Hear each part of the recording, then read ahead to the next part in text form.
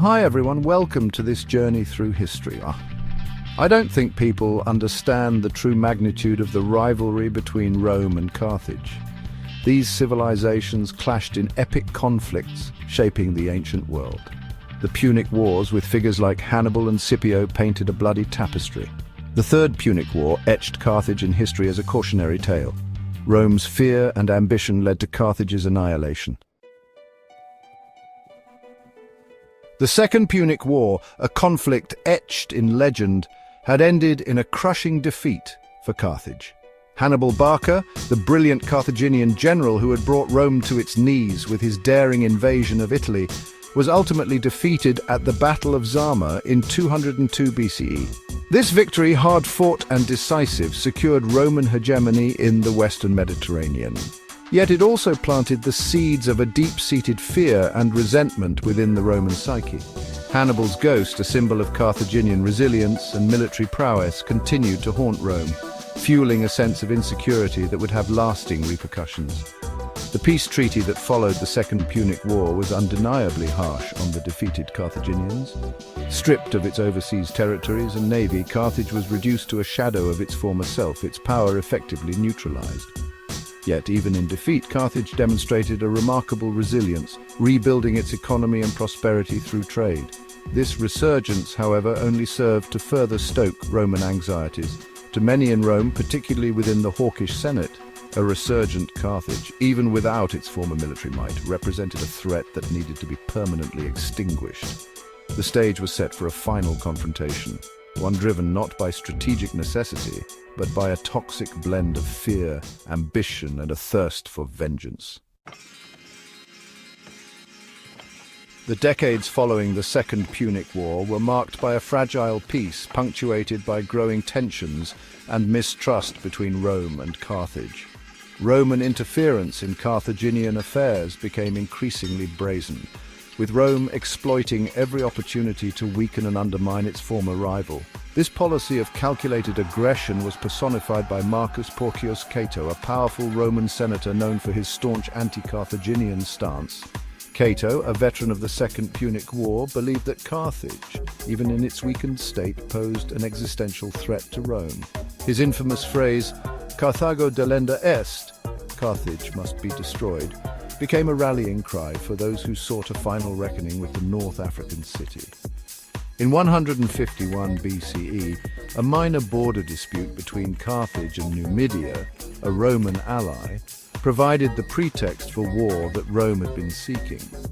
Carthage, having exhausted all diplomatic options, found itself facing an impossible choice.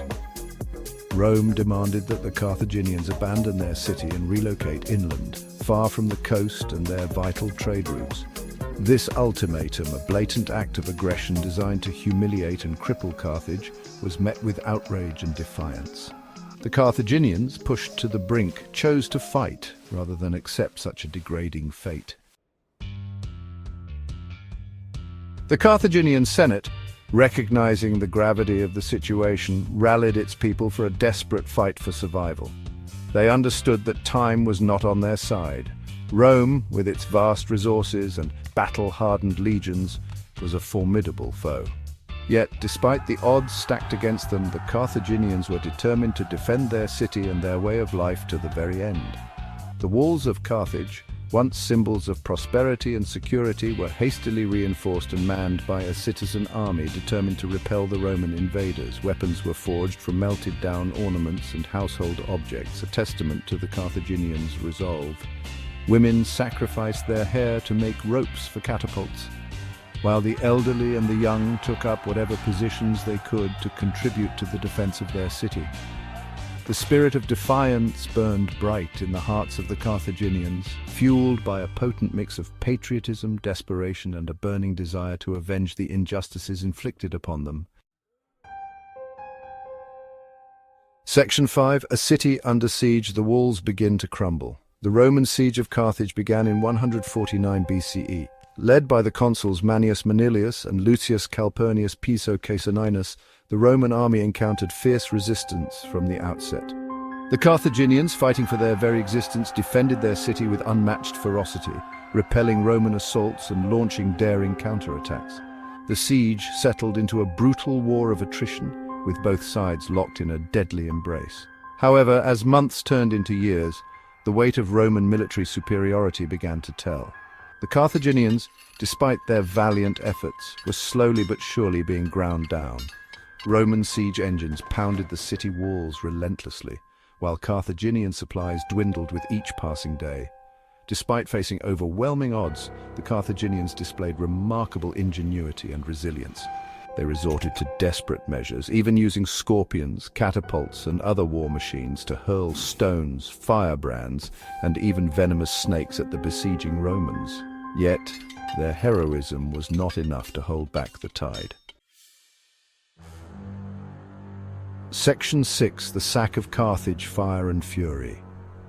In the spring of 146 BCE, after 3 long years of siege, the Romans launched their final assault on Carthage.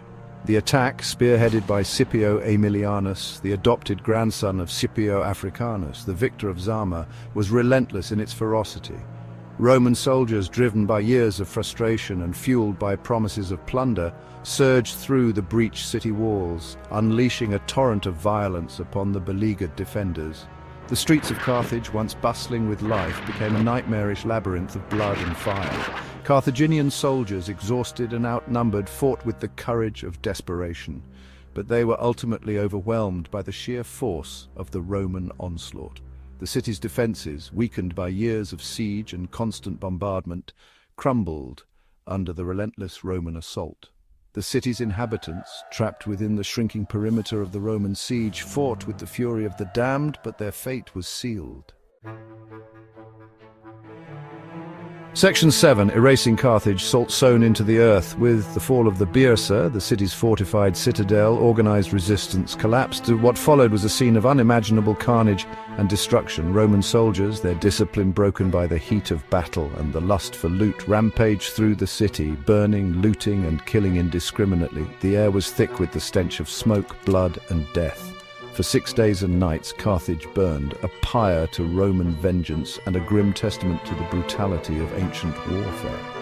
When the smoke finally cleared, Carthage, once a thriving metropolis and a beacon of Mediterranean civilization, lay in ruins. The few surviving Carthaginians were sold into slavery, their fate a stark reminder of Rome's ruthlessness. In a final act of symbolic erasure, Roman soldiers plowed salt into the earth. A ritualistic act meant to curse the ground and ensure that nothing would ever grow there again. The once mighty city of Carthage was no more, its name forever synonymous with destruction and the fleeting nature of power. Section 8: Conclusion, a legacy etched in stone. The Third Punic War and the destruction of Carthage stand as a chilling reminder of the human cost of conflict and the enduring allure of power. Carthage's fall, a tragedy of epic proportions, serves as a cautionary tale about the dangers of unchecked ambition, the seductive nature of fear, and the enduring consequences of vengeance. The Roman Republic, in its moment of triumph, had crossed a Rubicon, transforming itself from a republic into an empire, its future course set on a path of expansion and conquest. Yet, the legacy of Carthage, though buried beneath the rubble of its once great city, continues to resonate through the ages. The destruction of Carthage serves as a poignant reminder of the fragility of civilization, the cyclical nature of history, and the enduring power of human resilience in the face of overwhelming adversity. The story of Carthage, both in its rise and its fall, continues to captivate and inspire, offering valuable lessons for our own time.